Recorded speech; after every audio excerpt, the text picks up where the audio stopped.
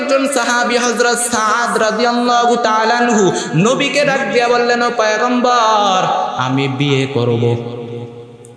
ও নবী, কিন্তু আমি এত কালো, মদিনার কোনো মেয়ে আমাকে পছন্দ করে না, কোনো মেয়ে আমার সাথে বিবাহ বসতে চায় না, মদিনার কোনো মেয়ে কারো মেয়ে আমার সাথে বিবাহ দিতে চায় না, আমি এত পরিমাণ কালো, কোনো মেয়ে আমাকে পছন্দ করে না। আল্লাহর নবী ডাক দিয়া বললেন, সাদ, তুমি বলেছো মদিনার কোনো মেয়ে তোমাকে পছন্দ করে না, আমি নবী বলে দিলাম এই মদিনার সবচাইতে সুন্দরী রমণী তোমার বিবি হয়ে যাবে। সাহাবায়ে কেরাম তো অবাক, যেই সাদকে কোনো নারী পছন্দ করে না, কোনো মেয়ে তার সাথে বিবাহ বসতে চায় না, কারো মেয়ে তার সাথে বিবাহ দিতে চায় না, মদিনার সবচেয়ে সুন্দরী রমণী নাকি তার সাথে বিয়ে বসবে, এটা কেমনে সম্ভব? আল্লাহর নবী ডাক দিয়া বললেন, সাদ, ওই মদিনার মধ্যে ইবনুল ওয়াহাবের মেয়েটা খুব সুন্দরী, যাও তার কাছে চলে যাও, আমি নবী তোমাকে চিঠি লিখে দিলাম। আল্লাহর নবী চিঠির মধ্যে লিখলেন, এই ইবনুল ওয়াহাব, তোমার সুন্দরী কন্যাটাকে আমার এই সাহাবীর সাথে বিবাহ দেওয়ার জন্য আমি নবী প্রস্তাব পেশ করলাম। সাদকে ডাক দিয়া বললেন, সাদ, যাও, আমি পত্র লিখে দিলাম, এই পত্রটা ইবনুল ওয়াহাবের হাতের মধ্যে দিবা। সাদ মনে কোনো আশা নাই, সাদের মনে কোনো আশা নাই, মনে মনে চিন্তা করে, আমি এত পরিমাণ কালো, এত পরিমাণ সুন্দর, আমার ঘর নাই, বাড়ি নাই, কিচ্ছু নাই, কোনো মেয়ে আমাকে পছন্দ করে না, ওই সুন্দরী মেয়ে আমাকে কেমন করে পছন্দ করবে? কিন্তু কি করব, নবীর আদেশ তো পালন করতেই হবে। সাদ রাদিয়াল্লাহু তাআলা আনহু চলে গেলেন, ইবনুল ওয়াহাবের বাড়িতে চলে গেলেন, গিয়া ইবনুল ওয়াহাবের হাতের মধ্যে চিঠিটা দিলেন। ইবনুল ওয়াহাবের হাতের মধ্যে চিঠিটা দেওয়ার পর ইবনুল ওয়াহাব বারবার চিঠির দিকে তাকায় আর যুবকের দিকে তাকায়, দেখে কালো যুবক, চেহারার মধ্যে বসন্তের দাগ দেখা যায়। ডাক দিয়া বলে, যুবক, তোমাকে পরিচিত মনে হয়। সাহাবী ডাক দিয়া বলে, আমি আল্লাহর নবীর সাহাবী, 8 মাস আগে নবীর হাতে কালেমা পড়ে মুসলমান হইলাম, কিন্তু এখনো পর্যন্ত একটা বিয়ে পর্যন্ত করতে পারি নাই।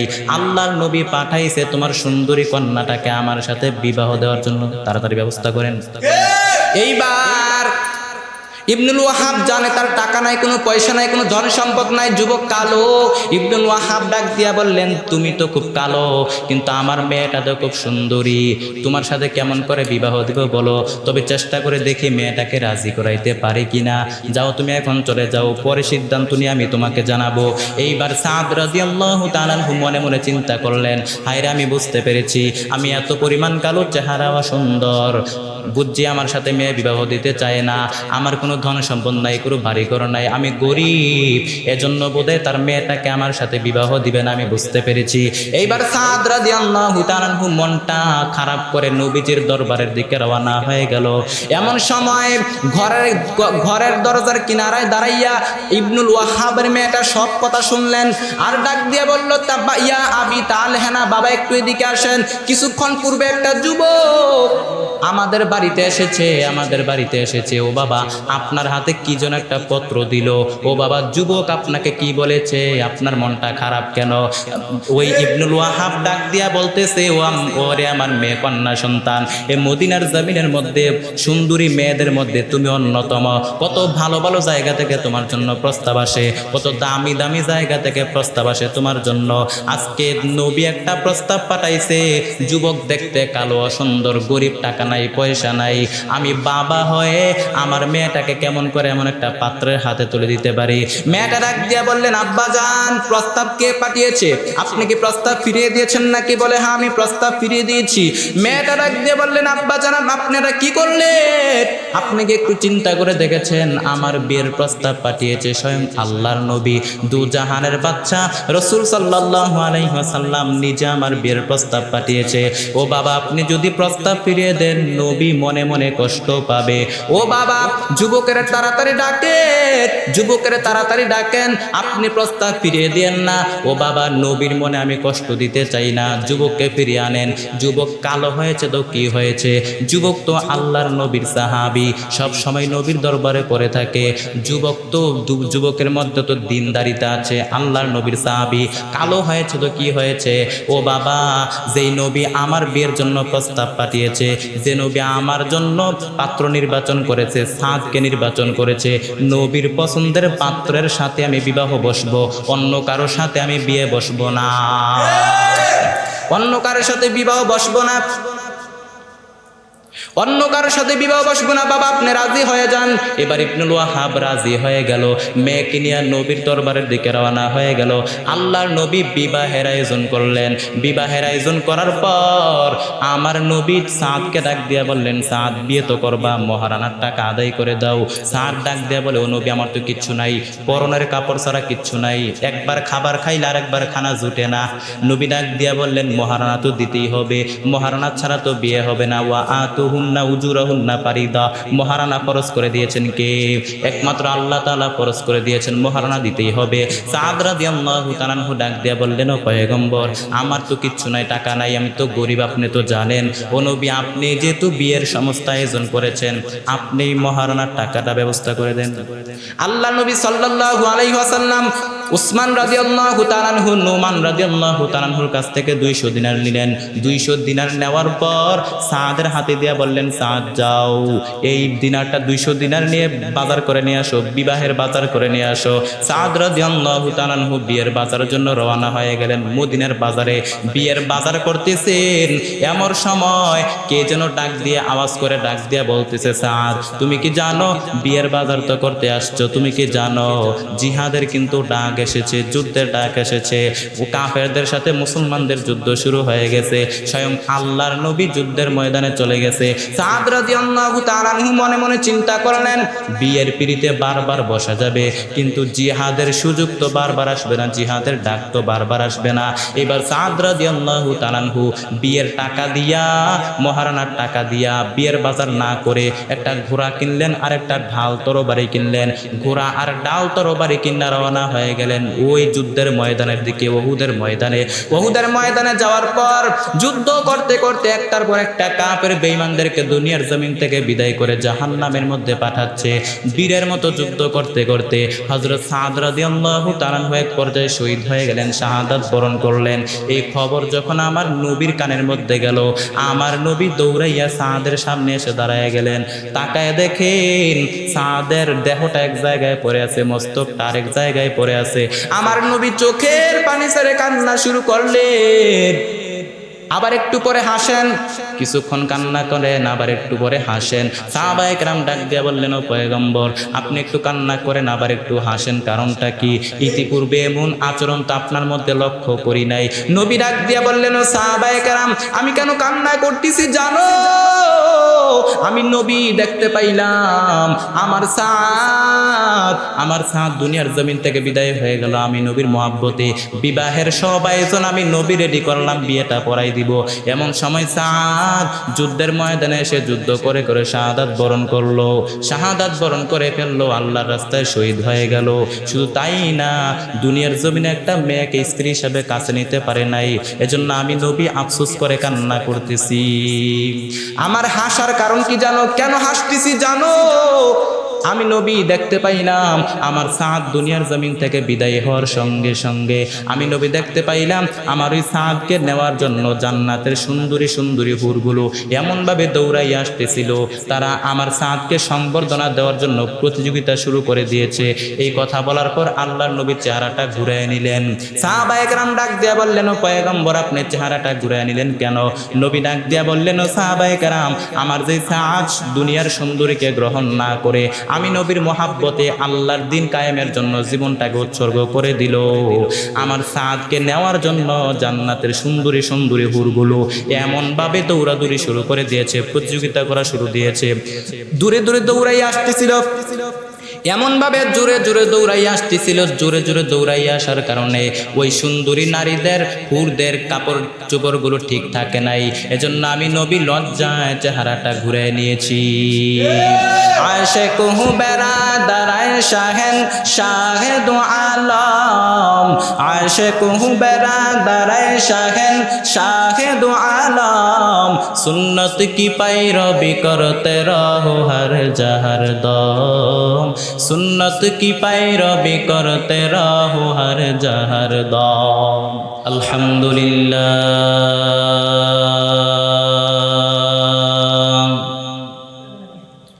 अल्हम्दुलिल्लाह नहमदुहु व नस्तईनुहु व नस्तगफिरुह व नऊज़ु बिल्लाहि मिन شرور أنفسنا ومن سيئات أعمالنا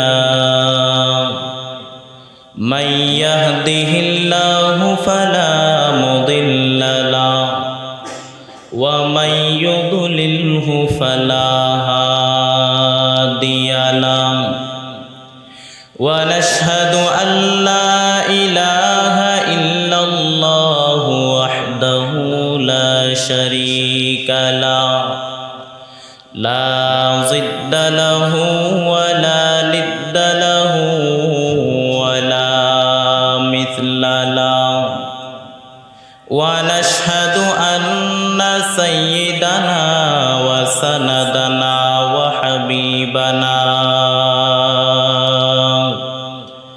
وطبيبنا وطبيب قلوبنا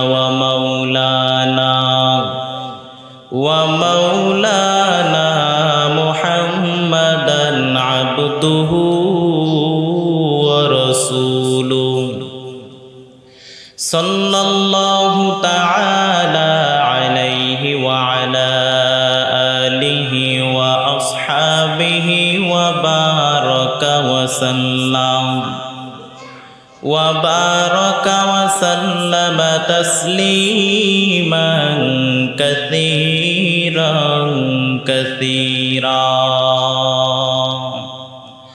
الذي أرسله الله تعالى بالحق بشيرا ونذيرا وداعيا إلى الله بإذنه وسراجا منيرا أما بعد فأعوذ بالله من الشيطان الرجيم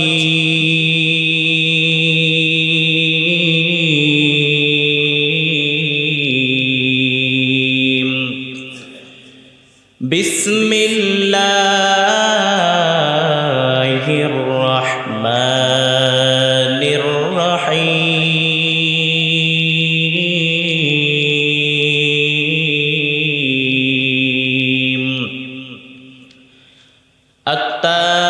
التائبون العابدون الحامدون السائحون الراكعون الساجدون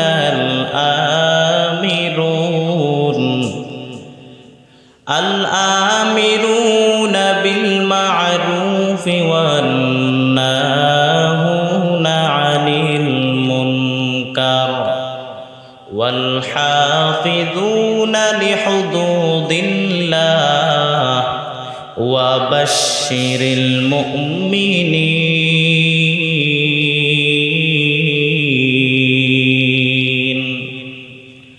وقال رسول الله صلى الله عليه وسلم تركت فيكم أمرين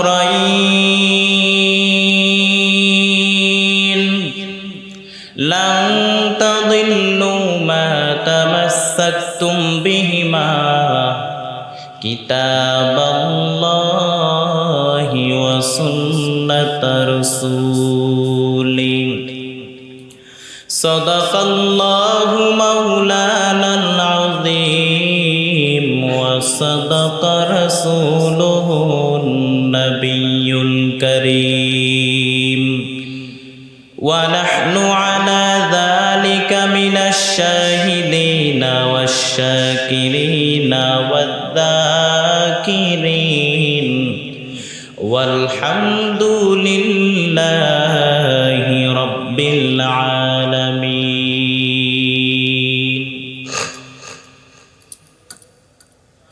وقال تعالى في شان حبيبه ومحبوبه ومعشوقه ومقصوده مخبرا وآمرا إن الله وملائكته وملائكته يصلون على النبي يا أيها الذين آمنوا صلوا عليه وسلموا تسليما اللهم صل على محمد وعلى آل محمد كما صليت على إبراهيم وعلى آل إبراهيم إنك حميد مجيد اللهم بارك على محمد وعلى آل محمد كما باركت على إبراهيم وعلى آل إبراهيم إنك حميد مجيد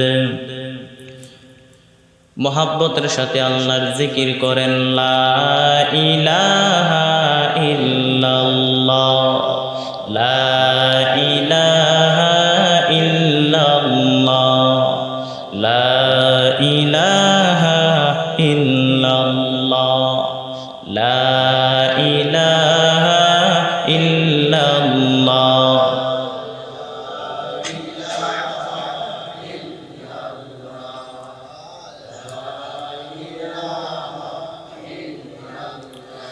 لا إله إلا الله محمد رسول الله صلى الله عليه وسلم অসংখ্য অগণিত শুকরিয়া মহান রব্বুল আলামিনের দরবারে যে আল্লাহ পাক আমাদেরকে অত্যন্ত দয়া ও মায়া করে ভালোবেসে এই ফিতনা ফাসাদের জামানায় বিভিন্ন ফিতনা ফাসাদ থেকে ফারেক করে রাহমাতুল লিল আলামিনের হাদিসের ভাষ্য মতে আল্লাহর ঘর মসজিদে এই জান্নাতের বাগানে আসার মতো বসার মতো তৌফিক আল্লাহ পাক দান করেছেন। এজন্য নেয়ামতের শুকর আদায়ার্থে ঈমানের আওয়াজকে উঁচু করে এক আওয়াজ উচ্চ কণ্ঠে সকলেই কালেমাত শুকর উচ্চারণ করি আলহামদুলিল্লাহ। লক্ষ কোটি দরুদ ও সালাম বিশ্ব মানবতার কান্ডারি বিশ্ব মানবতার মুক্তির দিশারি সাইয়্যিদুল মুরসালিন রাহমাতুল লিল আলামিন হযরত মুহাম্মদুর রাসূলুল্লাহ সাল্লাল্লাহু আলাইহি ওয়াসাল্লামের উপর আমরা সর্বদা প্রশংসা করব কার? আমাদের প্রশংসা পাওয়ার একমাত্র যোগ্য কে? বান্দা সুস্থ থাকলে প্রশংসা করবে কার? আর বান্দা যদি অসুস্থ হয়ে যায় তখনও প্রশংসা করবে কার? অর্থাৎ আল্লাহর পক্ষ থেকে যা কিছুই আসুক না কেন বান্দা সর্বদা প্রশংসা করবে একজনের, তিনি কে? আল্লাহ পাক বেশি বেশি করে তার প্রশংসা করার তৌফিক দান করেন, বলেন আমিন। আজ পূর্ব শোলপাড়া আজমেরি জামে মসজিদের যুব সমাজ ও গ্রামবাসীর উদ্যোগে এবং কবরবাসীর মাগফিরাত কামনায় 18তম বার্ষিক ওয়াজুদার মাহফিলের উপস্থিত সম্মানিত সভাপতি, প্রধান অতিথি ও বিশেষ অতিথিবৃন্দ, মুআজ্জাজ মুকাররম জাতির মাথার মুকুট ওয়ারাসাতুল আম্বিয়া হযরত উলামায়ে কেরাম, পর্দার আড়ালে অবস্থানগত শ্রদ্ধেয়া মা ও বোনেরা, আমি আপনাদের সামনে কুরআনুল কারীমের ভিতর থেকে একটি আয়াতে কারিমা তেলাওয়াত করেছি। অসংখ্য হাদিস থেকে একটি হাদিস আপনাদের সামনে পড়েছি। তেলাওয়াতকৃত আয়াতে কারিমা ও হাদিস শরীফের আলোকে হেদায়েতের উদ্দেশ্যে আমলের নিয়তে ইখলাসের সাথে আমাকে কিছু বলার মতো, আপনাদেরকেও শ্রবণ করার মতো তৌফিক আল্লাহ পাক দান করেন, বলেন আমিন। তা আমরা আজকে জানবার চেষ্টা করব, কুরআনুল কারীমের ভিতর থেকে জানব মুমিন বান্দাদের 9টি গুণ সম্পর্কে। কয়টি গুণ? এমন 9টি গুণ, যে 9টি গুণের কথা আল্লাহ পাক কোরআনে বলে দিয়েছেন। আল্লাহ পাক রব্বুল আলামিন বলেন, আমার মুমিন বান্দা যারা হবে, আমার প্রিয় বান্দা যারা হবে, আমার প্রিয় বান্দাদের মধ্যে 9টা গুণ থাকবে। কয়টা গুণ? আত্তাইবুনাল আবিদুনাল হামিদুনাস সাইহুনার রাকিউনাস সাজিদুনাল আমিরুন বিল মা'রুফি ওয়ান নাহুনা আনিল মুনকার ওয়াল হাফিযুনা লিহুদুদিল্লাহ ওয়া বাশশিরিল মুমিনিন। আল্লাহ তাআলা বলেন, আমার মুমিন বান্দা যারা হবে, আমার মুমিন বান্দাদের মধ্যে 9টা গুণ থাকবে। 1 নাম্বার গুণ আত্তাইবুন, আমার মুমিন বান্দারা তওবা করবে একজনের কাছে। তিনি কে? আমাদের গুনাহ নাই, আমাদের অন্যায় নাই, আমাদের পাপ নাই, এরকম একজন আল্লাহর ওলি এখানে আছি নাকি? এজন্য আমরা আল্লাহর কাছে তওবা করব, আমাদের তওবা কবুল করে নেবেন কে? ইয়া আইয়ুহাল্লাযীনা আমানু তুবু ইলাল্লাহি তাওবাতান নাসুহা। আল্লাহ বলেন তওবা করো। তওবার মতো যদি তওবা করতে পারো, ক্ষমার মতো যদি ক্ষমা চাইতে পারো, চোখের পানি সারার মতো ছেড়ে যদি আমি আল্লাহর কাছে খাঁটি অন্তরে তওবা করতে পারো, আল্লাহ বলে বান্দা তোর তওবা করতে দেরি হবে, আমি আল্লাহ তোর জীবনের সব গুনাহ মাফ করতে দেরি করব না। এজন্য আল্লাহ তাআলা বলেন, আমার মুমিন বান্দাদের 1 নাম্বার গুণ হলো আত্তাইবুন, আমার মুমিন বান্দারা তওবা করবে একজনের কাছে। তিনি কে? এরপর আল্লাহ বলেন, আমার মুমিন বান্দাদের 2 নাম্বার গুণ হলো আল আবিদুন, আমার মুমিন বান্দাদের 2 নাম্বার গুণ হলো আমার মুমিন বান্দারা ইবাদত করবে একজনের। চিল্লায় বলেন তিনি কে? ফালিয়াবুদু রাব্ব হাযাল বাইত। আল্লাহ বলেন কাবা ঘরের রবের ইবাদত করবা। কাবা ঘরের রবের ইবাদত যদি করতে পারো, তাহলে 2টা নেয়ামত দিয়ে আমি তোমাদেরকে ধন্য করে দিব। আল্লাযী আত'আমাহুম মিন জু'ইন ওয়া আমানাহুম মিন খাউফ। 1 নম্বরে বিপদের সময় নিরাপত্তা দিব, ক্ষুধার সময় রিজিকের ব্যবস্থা করব। পৃথিবীর কেউ রিজিকের ব্যবস্থা করতে পারে না, রিজিকের ব্যবস্থা করতে পারেন একজন। চিল্লায় বলেন তিনি কে? মা মিন দাব্বাতিন ফিল আরদি ইল্লা আলাল্লাহি রিজকুহা ওয়া ইয়ালামু মুস্তাকররাহা ওয়া মুস্তাওদাআহা ফি কুল্লি কিতাবিম মুবিন। আল্লাহ তাআলা বলেন, জমিনের মধ্যে যত প্রাণী আছে, জমিনের মধ্যে যত মাখলুকাত আছে, সবাইকে রিজিক দেয় কে? এজন্য যেই আল্লাহ তাআলা আমাদেরকে রিজিক দেয়, ওই আল্লাহর ইবাদত করার দরকার আছে না নাই? ওয়া কাদা রাব্বুকা আল্লা তা'বুদু ইল্লা ইয়্যা। আল্লাহ তাআলা বলেন, আমি আল্লাহর চূড়ান্ত ফয়সালা হলো এই পৃথিবীর জমিনে অন্য কারো ইবাদত চলবে না, ইবাদত হবে একজনের। চিল্লায় বলেন তিনি কে? আমরা অনেকে মনে করি নামাজ পড়াই ইবাদত, রোজা রাখাই ইবাদত। না না, আপনি আল্লাহর সন্তুষ্টির জন্য যা করবেন ওইটাই ইবাদত। আপনি মানবতার কল্যাণে কাজ করবেন, ওইটাই ইবাদত। সমাজ কল্যাণে কাজ করবেন, ওইটাও ইবাদত। রাস্তা থেকে কষ্টদায়ক জিনিসটা দূর করে দেবেন, তাও ইবাদত। কারোর সাথে বন্ধুত্ব করবেন, তাও ইবাদত। কোনো মানুষকে সাহায্য করবেন, তাও ইবাদত। বিভিন্ন রেল স্টেশনের মধ্যে, বিভিন্ন বাস স্ট্যান্ডের মধ্যে, বিভিন্ন পথ শিশুগুলি, পথ মানুষগুলি কনকনে শীতের মধ্যে ঘুমায়, কোনো কাঁথা নাই, কম্বল নাই।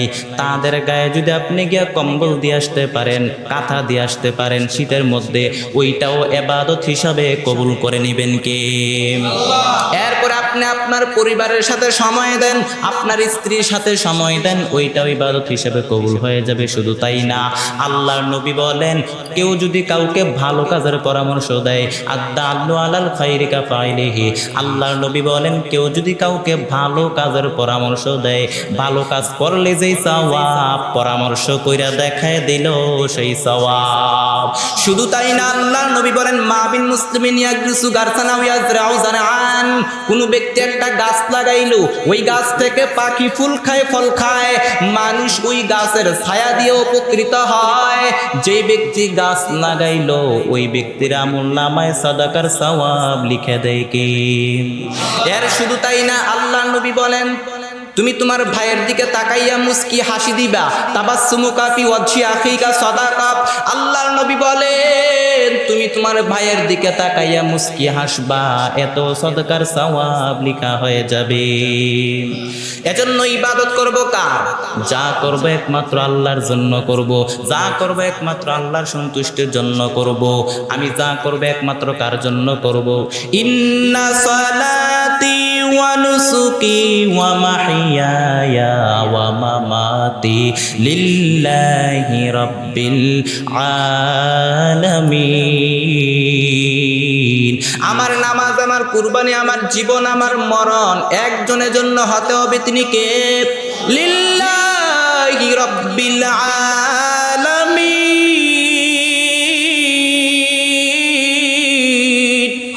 আমার সব কিছু হতে হবে একজনের জন্য, তিনি কে? যা করব একমাত্র আল্লাহর জন্য করব, যা করব রাসূলের তরিকায় করব। এজন্য আল্লাহর মুমিন বান্দারা, আল্লাহর প্রিয় বান্দারা ইবাদত করে একমাত্র আল্লাহর, অন্য কারো ইবাদত করে না। এজন্য আল্লাহ তাআলা বলেন শুধু আমার ইবাদত করব, আমি তোমাদেরকে সৃষ্টি করেছি।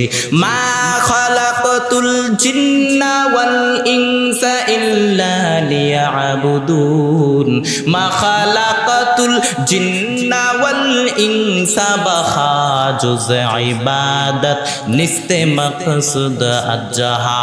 আল্লাহ তাআলা বলেন ও পৃথিবীর মানুষ, আমি তোমাদেরকে সৃষ্টি করেছি একমাত্র আমি আল্লাহর ইবাদতের জন্য। যত মানব জাতি আছে, যত জিন জাতি আছে, সবাইকে সৃষ্টি করেছেন কার ইবাদতের জন্য? একমাত্র আল্লাহর ইবাদতের জন্য। এজন্য আমরা আল্লাহকে ব্যতীত অন্য কারো ইবাদত করব না।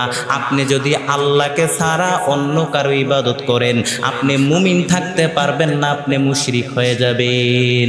ইন্নাল্লাহা লা ইয়াগফিরু আন ইউশরাকা বিহি ওয়া ইয়াগফিরু মা দুনা যালিকা লিমান ইয়াশা।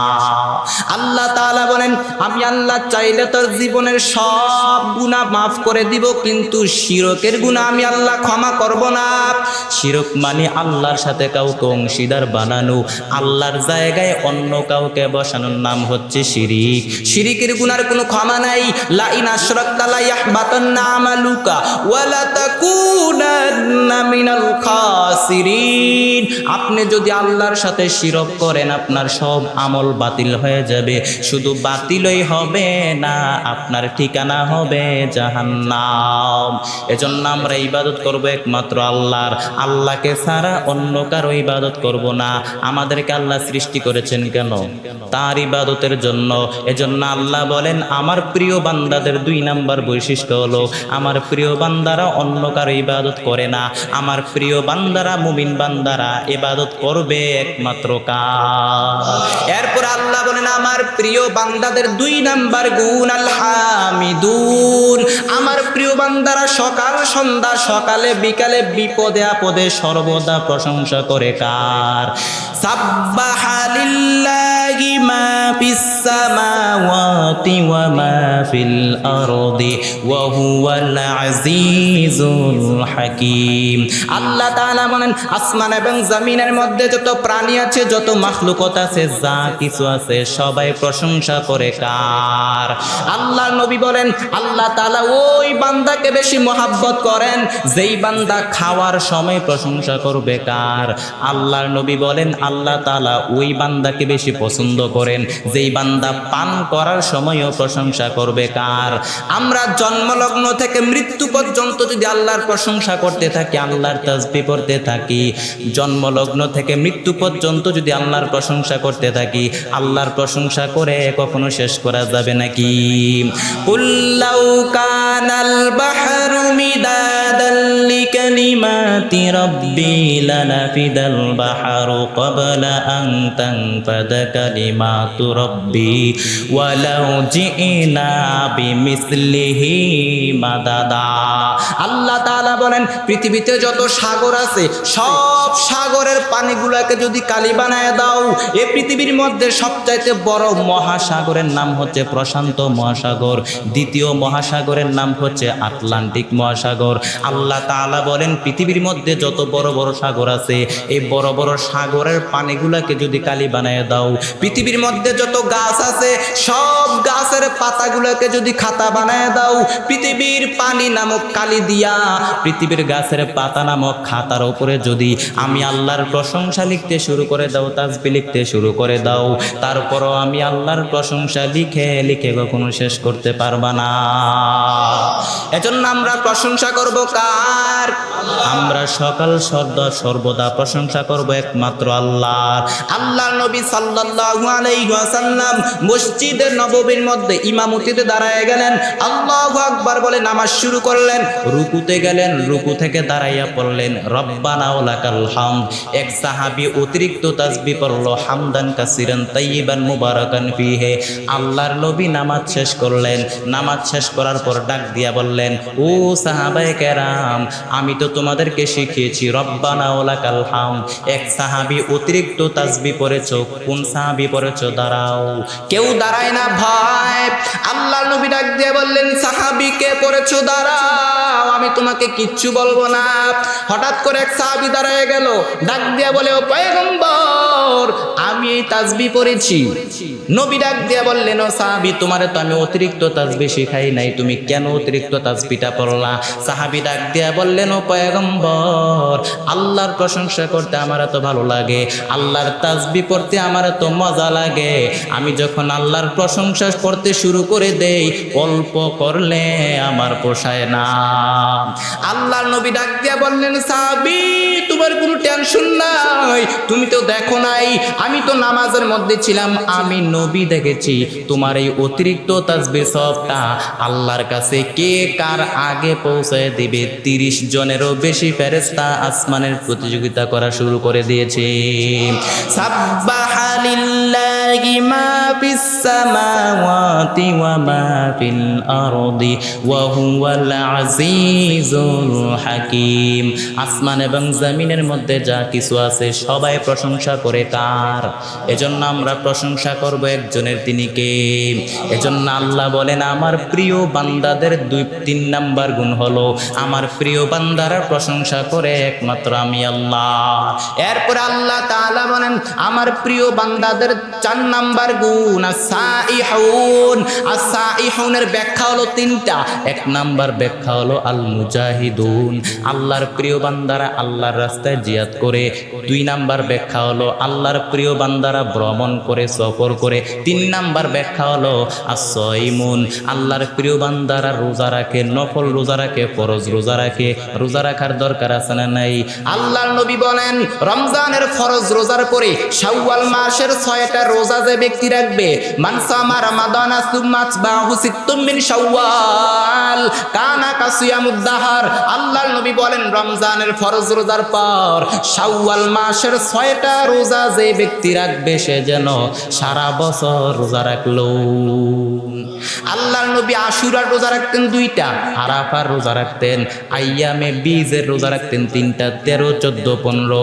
এরপরে সপ্তাহে 2টা রোজা রাখতেন, সোমবার, বৃহস্পতিবার। সাহাবায়ে কেরাম প্রশ্ন করলেন, ইয়া রাসূলুল্লাহ, সুইলা আন ইয়াউমিল ইসনায়াইন, আপনি সোমবার দিন রোজা রাখেন কেন?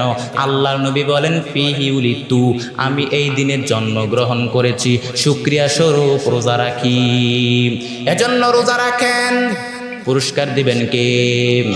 আল্লাহ তাআলা বলেন, রোজাদারের পুরস্কার আমি আল্লাহ নিজেই পুরস্কার। আল্লাহ যদি নিজে পুরস্কার হয়, আর কোনো টেনশন আছে? রোজার কত দাম, কত দাম! ইন্না ফিল জান্নাতি সামানিয়াতি আবওয়াব, জান্নাতের মোট 8টি দরজা। কয়টি দরজা? বাবু ইউসাম্মার রায়্যান, এর মধ্যে একটা দরজা আছে স্পেশাল দরজা, ওই দরজার নাম হলো রায়্যান। লা ইয়াদখুলুহু ইল্লা সাইমুন, ওই স্পেশাল দরজা দিয়ে কেউ প্রবেশ করতে পারে না একমাত্র রোজাদার ছাড়া। আর যে একবার প্রবেশ করবে চিরকালের জন্য পানির তৃষ্ণা মিটে যাবে। এজন্য রোজা রাখার দরকার আছে না নাই? আল্লাহ তাআলা বলেন আমার প্রিয় বান্দারা রোজা রাখে, নফল রোজা রাখে, ফরজ রোজা রাখে। এজন্য আমরা রোজা রাখবো। সামনে রোজা আসতেছে, আমরা রোজার নিয়ত করব। এরে আল্লাহর গোলাম, এরপর আল্লাহ তাআলা বলেন আমার প্রিয় বান্দাদের 5 নাম্বার গুণ আর রাকিউন, আমার প্রিয় বান্দারা রুকু করে কার? একমাত্র আল্লাহকে রুকু করে। আপনারা তাকায় দেখবেন বিভিন্ন ক্যালেন্ডারের মধ্যে পাওয়া যায়, দেখবেন অনেক গাছ রুকুর মতো করে থাকে। অস্ট্রেলিয়ার মধ্যে একটা গাছ আছে, দেখবেন রুকুর মতো করে আছে। আরে আল্লাহর গোলাম, অনেক ইতিহাস। এরপরে আল্লাহ তাআলা বলেন আমার প্রিয় বান্দাদের 6 নাম্বার গুণ সাজিদুন, আল্লাহ তাআলা বলেন আমার প্রিয় বান্দাদের 6 নাম্বার গুণ হলো আমার প্রিয় বান্দারা সিজদা করে একজনকে, তিনি কে? আকরাবু মা ইয়াকুনুল আবদু মির রাব্বিহি ওয়া হুয়া সাজিদ, বান্দা যখন সাজদার মধ্যে চলে যায় আল্লাহর সবচাইতে নিকটে চলে যায়। আমরা দেখতে পাই সেজদাটা মসজিদের কার্পেটের উপরে পড়েছে, সেজদাটা মসজিদের ফ্লোরের উপরে পড়েছে, সেজদাটা মসজিদের বালুর উপরে পড়েছে। আল্লাহর নবী কয় না না, তোমার সেজদাটা মসজিদের ফ্লোরের উপরে পড়ে নাই, তোমার সেজদাটা মসজিদের টাইলসের উপরে পড়ে নাই, তোমার সেজদাটা মসজিদের কার্পেটের উপরে পড়ে নাই। আল্লাহর নবী কয় তোমার সেজদাটা পড়েছে আল্লাহর কুদরতের পায়ে। আরে আল্লাহর গোলাম, আল্লাহ তাআলা বলেন মা সালাকাকুম ফি সাকার ক্বালু লাম নাকু মিনাল মুসাল্লিন। সাকার জাহান্নামের অধিবাসীদেরকে জিজ্ঞাসা করা হবে তোরা জাহান্নামে আসলি কেন? তারা বলবে ক্বালু লাম নাকু মিনাল মুসাল্লিন, আয় আল্লাহ আমরা মুসল্লি ছিলাম না, আমরা তোমারে সেজদা করি নাই, নামাজগুলো পড়ি নাই।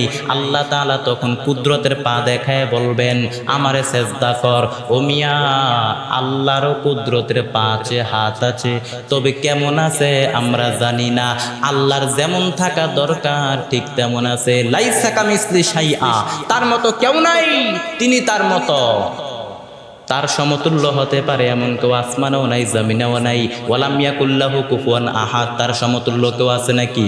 আরে আল্লাহর গোলাম, কিয়ামতের দিন আল্লাহ তাআলা কুদরতের পা দেখায় বলবেন আমারে সাজদা কর।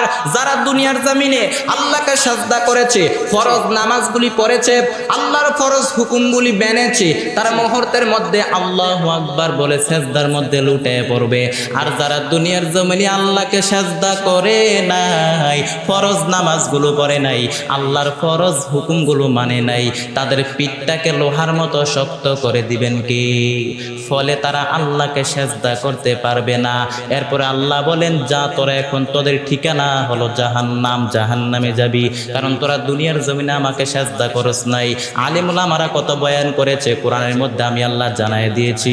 এত বয়ান করার পরেও নবীরাও তোদেরকে সতর্ক করেছে আমি আল্লাহকে তোরা সেজদা করস নাই, এখন তোদের ঠিকানা হবে জাহান্নাম। ওই সময় সাজদা দিলেও কাম হবে না, কারণ পিঠটাকে লোহার মতো শক্ত করে দিবেন কে? এজন্য আল্লাহ তাআলা বলেন আমার প্রিয় বান্দাদের 6 নাম্বার গুণ হলো আমার প্রিয় বান্দারা সেজদা করবে একজনকে, তিনি কে? আল্লাহ বলেন রে গোলাম, তোরা যদি আমারে সেজদা না করস তাহলে আসমান এবং জমিনের মধ্যে যা কিছু আছে সবাই সেজদা করে কাকে? আল্লাহ কয় তোরা সেজদা না করলে আমার কোনো আসে যায় না। ওয়ান নাজমু ওয়াশ শাজারু ইয়াসজুদান,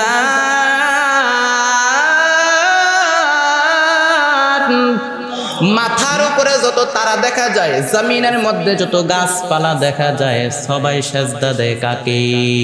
এজন্য আমরাও সেজদা করব কাকে?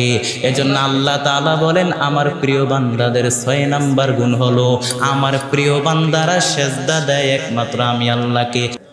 আপনাদের এদিকে বাবাটা আছে নাকি? আবার আছে নাকি? খবরদার, সেজদার মালিক একজন একমাত্র আল্লাহ। মাজারে গিয়া সেজদা দিয়া খামাখা নামটারে মুশরিকদের খাতায় লেখাবেন না। খবরদার, মাজারে যেন সেজদা না দেন। বেশিরভাগ মহিলারা যায়, ও মা ও বোন, মাজারে গিয়া সেজদা দিয়া নিজের নামটারে মুশরিকদের খাতায় লেখাবেন না। মাজারে গিয়া সেজদা দিলে নাকি বাচ্চা হয়। বাধা দিবেন, ইসলাম বুঝাইবেন। আজকে নারীদেরকে ইসলাম শেখানো হয় না, কোরআন শিক্ষা দেওয়া হয় না, যার কারণে নারীগুলো সন্তানের জন্য মাজারে গিয়া সেজদা দেয়। মাজারে গিয়া সেজদা দিলে নাকি বাবাই বাচ্চা দেয়। হ্যাঁ দিতে পারে, বাবাই দিতে পারে প্রোটেকশন, এছাড়া আর কিছু পাইবেন না। সন্তান দেওয়ার মালিক কে? আল্লাহ বলেন, আমি আল্লাহ কাউকে ছেলে দেই, আমি আল্লাহ কাউকে মেয়ে দেই, আবার কাউকে কোনোটাই দেই না। আরে আল্লাহর গোলাম তাকায় দেখে, বিশাল বাড়ি, 10 তলা 20 তলা বিল্ডিং, এক ফকির আইসা কয় আমার কিছু ভিক্ষা দেন। ফুটফুটে একটা বাচ্চা, বড়লোক দেখা কয়, বড়লোক বাচ্চা দেখা কান্না শুরু করলো, ডাক দিয়া বলতেছে তোমার বাচ্চা, তোমার খাওয়ার মতো কিছু নাই, তুমি ভিক্ষা করো, কিন্তু আমার একটাও বাচ্চা নাই। এত বাড়ি, 10 তলা বিল্ডিং 20 তলা বিল্ডিং, কিন্তু আল্লাহ একটা সন্তানও দেন নাই। বাড়ি দিয়ে কি হবে? আরে আল্লাহর গোলাম, সন্তান দেওয়ার মালিক কে? চাইতে হবে একজনের কাছে, তিনি কে? আমরা একমাত্র আল্লাহর কাছে চাইব, কারণ আমরা চাওয়ার মতো চাইতে পারি না, যার কারণে পাই না। আল্লাহ তাআলা তো বলেন, ওয়া ইযা সাআলাকা ইবাদি আন্নী ফাইন্নী করিব উজিবু দাওয়াতাদ দাঈ ইযা দাআন ফালইস্তাজিবু লি ওয়ালইউমিনু বি লাআল্লাহুম ইয়ারশুদুন। আল্লাহ বলেন, বান্দা তুই আমার কাছে চাইতে দেরি হবে, আমি আল্লাহ তোকে দিতে দেরি করব না। আল্লাহ বলেন, বান্দা তুই আমার ডাক দিতে দেরি হবে, আমি আল্লাহ তোর ডাকের জবাব দিতে দেরি করব না। কারণ আমরা আল্লাহকে ডাক দিতে পারি না, জন্য আমরা পাই না। চাওয়ার মতো চাইতে পারি না, যার কারণে পাই না। না হয় আল্লাহ তো কয়, বান্দা আমি তো সর্বদা রেডি আছি, প্রথম আসমানে এসে তোদেরকে ডাকতে থাকি, আলা আমি মুস্তাগফিরিন ফাগফিরুল্লাহ। কোন বান্দা আছো আমার কাছে চাও, রিজিক চাও, আমি আল্লাহ রিজিক দিব। সন্তান চাও, আমি আল্লাহ সন্তান দিব।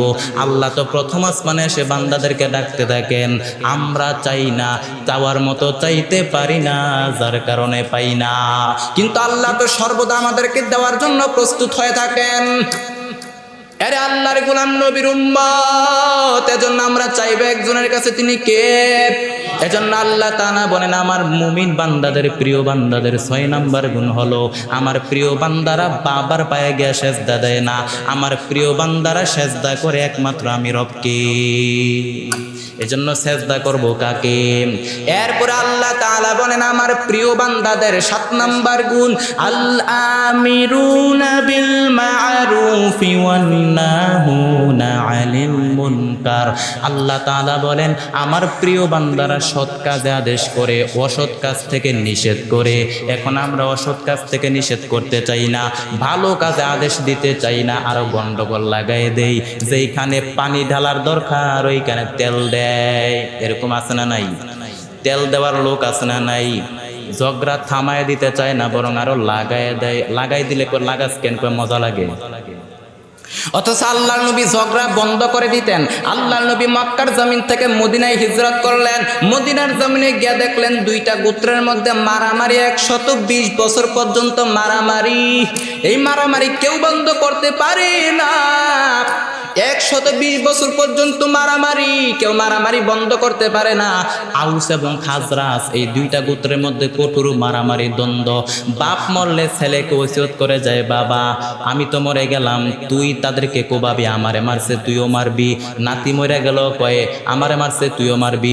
এমনি এমনি ওসিয়ত করে যায়। কেউ এই মারামারি বন্ধ করতে পারে না।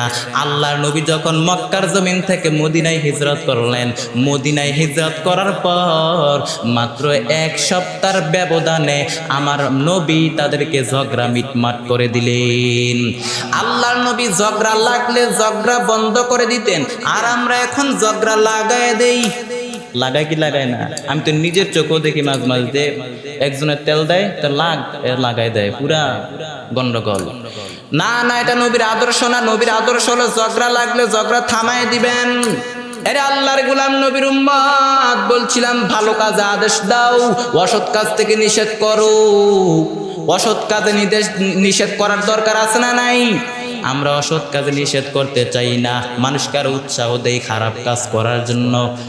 আরে আল্লাহর গোলাম, সমাজের মধ্যে যদি কোনো অন্যায় দেখতে পাও, মান রাআ মিনকুম মুনকারান ফালিয়ুগাইয়িরহু বিয়াদিহি, আল্লাহর নবী বলেন সমাজের মধ্যে যদি কোনো অন্যায় দেখতে পাও, অবিচার দেখতে পাও, পারলে হাত দিয়ে ক্ষমতা থাকলে জমিনের মধ্যে থাপ্পড় মেরে গেড়ে দাও। আর যদি তা ক্ষমতা না থাকে, সামর্থ্য না থাকে, ফা ইল্লাম ইয়াস্তাতি ফাবিলিসানিহি, তাহলে জবান দিয়া প্রতিবাদ করো, জবান দিয়া প্রতিবাদ করো। তাও যদি সামর্থ্য না থাকে, ফা ইল্লাম ইয়াস্তাতি ফাবিকলবিহি, তাহলে অন্তরে অন্তরে ধারণা রাখো কিভাবে জালেমের জুলুম সমাজ থেকে বিদায় করা যায়। ওই যে 5 আগস্টের সময় আমার যুবক ভাইদেরকে ধন্যবাদ জানাই, এ বাংলাদেশ থেকে স্বৈরাচারকে বিদায় করেছে।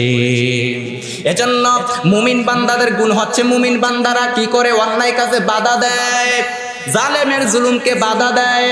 আরে আল্লাহর গোলাম নবীর উম্মত, হাত দিয়ে না পারলে অন্তর দিয়াও তুমি মনে মনে চিন্তা করো, পরিকল্পনা করো কিভাবে জালেমের জুলুম সমাজ থেকে বিদায় করা যায়। এটা দুর্বল ইমানের পরিচয়। চুপ থাকলে মুমিন হওয়া যায় না, চুপ থাকলে ইমানদার হওয়া যায় না। আস-সাকিতু আনিল হাক্কি শয়তান ওয়া আখরাস, সমাজের মধ্যে অন্যায় দেখে, অবিচার দেখে যারা মুখের মধ্যে কষ্টিপ লাগায় রাখে, এরা মুমিন না, এরা বোবা শয়তান। এরকম বোবা শয়তান আছে না নাই? সমাজের মধ্যে অন্যায় দেখে দেখবেন হক কথা বলতে চায় না, হক কথা বলতে চায় না, মুখের মধ্যে কষ্টিপ লাগায় রাখে, টাকার ভান্ডেল পকেটের মধ্যে ঢুকায়, আছে না নাই? এরকম শয়তান নিমক হারাম আছে না নাই? এরে আল্লাহর গোলাম, এরে নবীর উম্মতের দল, অসৎ কাজ থেকে বাধা দাও। এজন্য লোকমান হাকিম তার সন্তানকে ওয়াজ করে, রে সন্তান, ভালো কাজে আদেশ কর, অসৎ কাজ থেকে নিষেধ কর।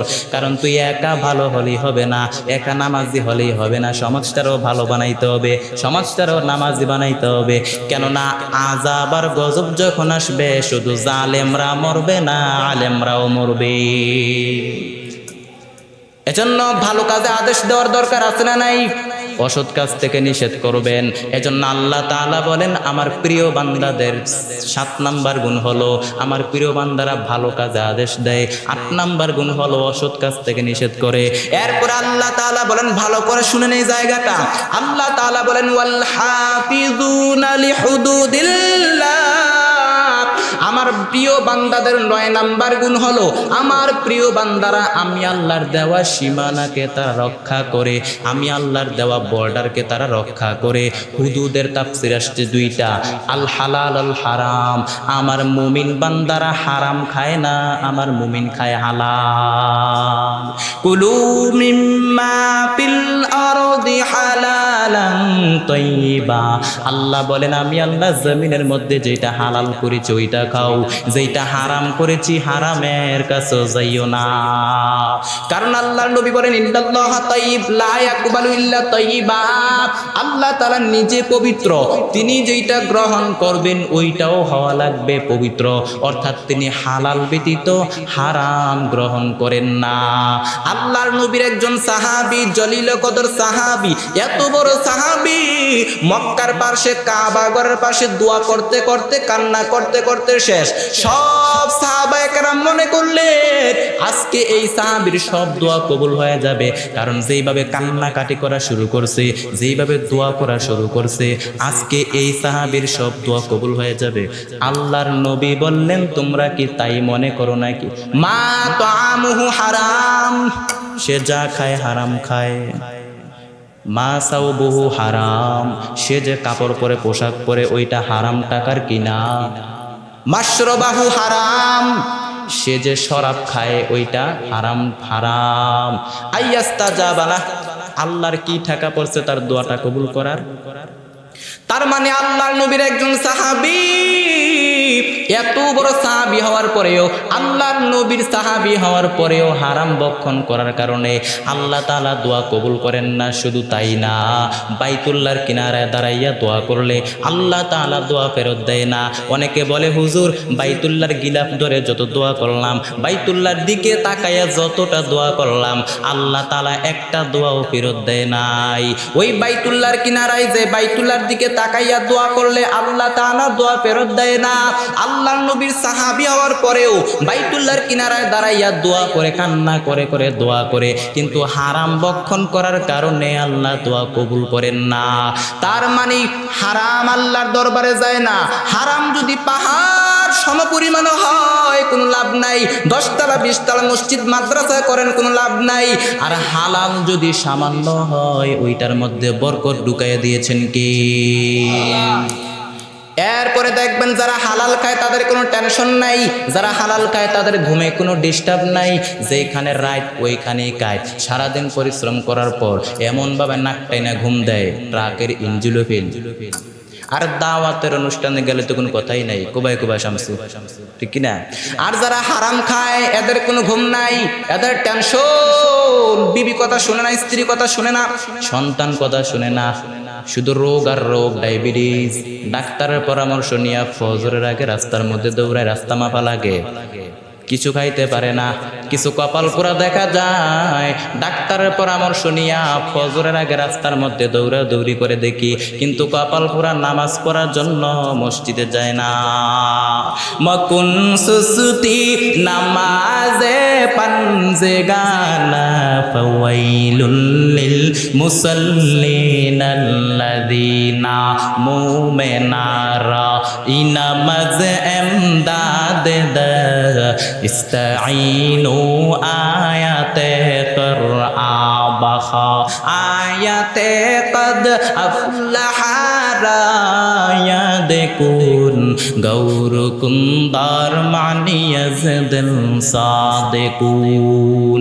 আরে আল্লাহর গোলাম, তার মানে হারামের মধ্যে কোনো বরকত নাই, হালালের মধ্যে বরকত ঢুকাই দিয়েছেন কে? এজন্য আল্লাহ তাআলা বলেন কুলু মিম্মা ফিল আরদি হালালান তাইয়্যিবা।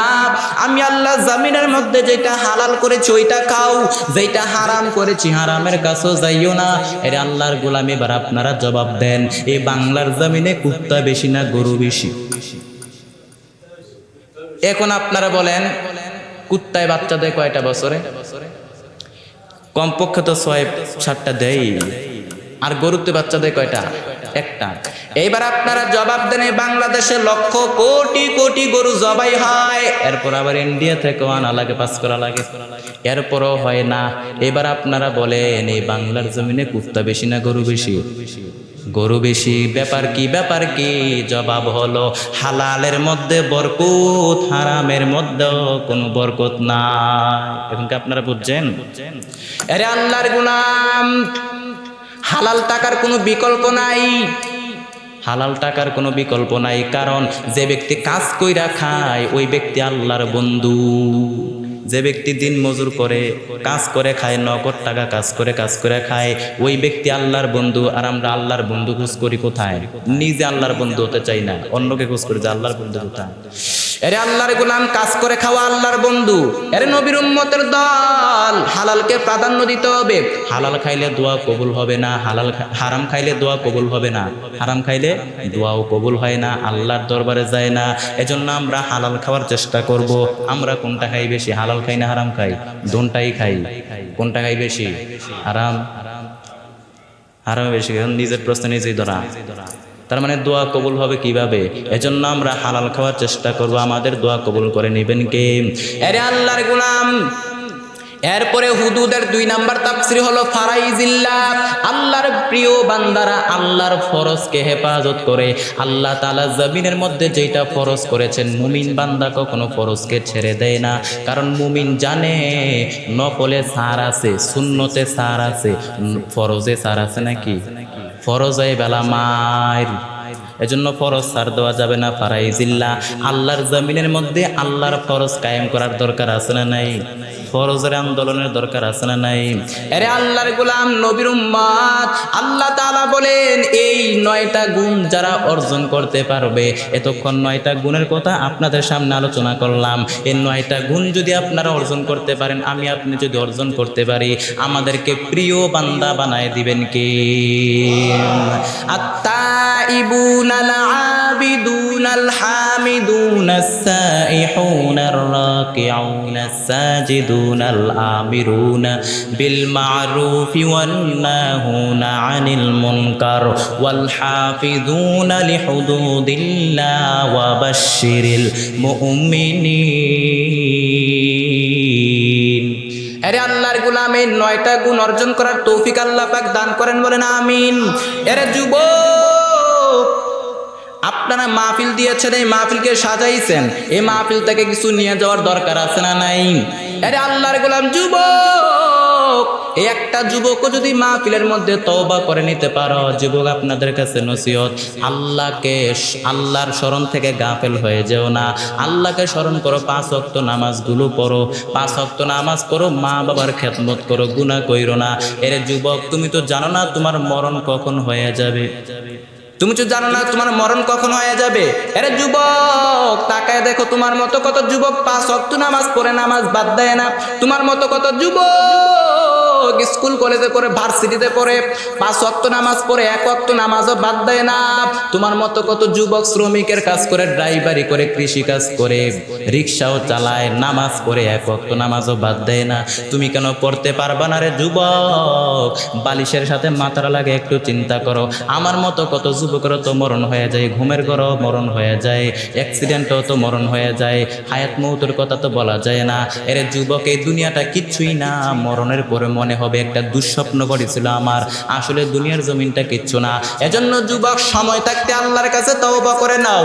আল্লাহকে ডাক দিয়া বলে, হে মালিক, আয় আল্লাহ, কত গুনাহ করেছি, অন্যায় করেছি, নামাজ ছেড়ে দিয়েছি আল্লাহ, নবীর সুন্নত ছেড়ে দিয়েছি আল্লাহ। আয় আল্লাহ, তুমি আমাকে মাফ করে দাও, আজকে থেকে নামাজ পড়বো, নামাজ ছাড়বো না, নবীর আদর্শ ছাড় দিব না, নবীর আদর্শ মোতাবেক চলবো, মা বাবাকে কষ্ট দিব না, মা বাবার কথা মতো চলবো, মা বাবাকে কষ্ট দিব না, কোরআন হাদিস মেনে চলবো, রসুলের সুন্নত অনুযায়ী জীবনটা চালাবো। এর যুবক, আল্লাহর কাছে তওবা করে নাও। তওবাকারী বান্দাকে আল্লাহ খুব মহাব্বত করেন। ইয়া আইয়ুহাল্লাযীনা আমানু তুবু ইলাল্লাহি তাওবাতান নাসুহা। আল্লাহ বলেন তওবা করো।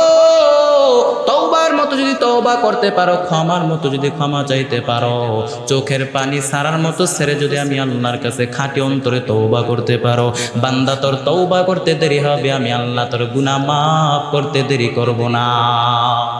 আরে আল্লাহর গোলাম, এজন্য আল্লাহর কাছে তওবা করে নেন, নবীর আদর্শের মালাটাকে গলার মধ্যে লাগায় নেন। নবীর আদর্শের দরকার আছে না নাই? নবীর মহাব্বতের দরকার আছে না নাই? নবীকে যত মহাব্বত করবেন, নবীর সুন্নত মানতে তত সহজ হবে। আরে আল্লাহর গোলাম, যেই নবীর আদর্শ এত সুন্দর, যেই নবীর আদর্শের মতো কোনো আদর্শ হয় না। পৃথিবীর জমিনে যত কত আদর্শ আমরা দেখলাম, কত মানুষের আদর্শ দেখলাম, কিন্তু নবীর আদর্শের মতো কোনো আদর্শ হয় না। বরং মুসলমান কেন, বিধর্মীরা পর্যন্ত নবীর আদর্শকে মেনে মেনে চলে, আমরা মুসলমান হইয়া নবীর আদর্শকে মানতে চাই না। যেই নবীর আদর্শ, কেমন নবীর আদর্শ, যেই নবীর আদর্শের মধ্যে কোনো মিথ্যা নাই, যে নবীর আদর্শের মধ্যে কোনো গালাগালি নাই, যে নবীর আদর্শের মধ্যে ওয়াদার কোনো খেলাফ নাই, যে নবীর আদর্শের মধ্যে আমানতের কোনো খেয়ানত নাই। এর যুবক, ওই নবীর আদর্শকে গ্রহণ করে নাও, সম্মান নষ্ট হবে না, ঈমানও যাবে না, ওই নবীর আদর্শকে গ্রহণ করে নাও। আল্লাহ নবী বলেন, রে উম্মত, 2টা জিনিস তোমাদের মধ্যে রেখে গেলাম, ভালো করে মারির দাঁত দিয়ে আঁকড়ে ধরো, কখনো পথভ্রষ্ট হবে না। 1 নাম্বার হলো কোরআন, 2 নাম্বার হলো রাসূলের সুন্নাত।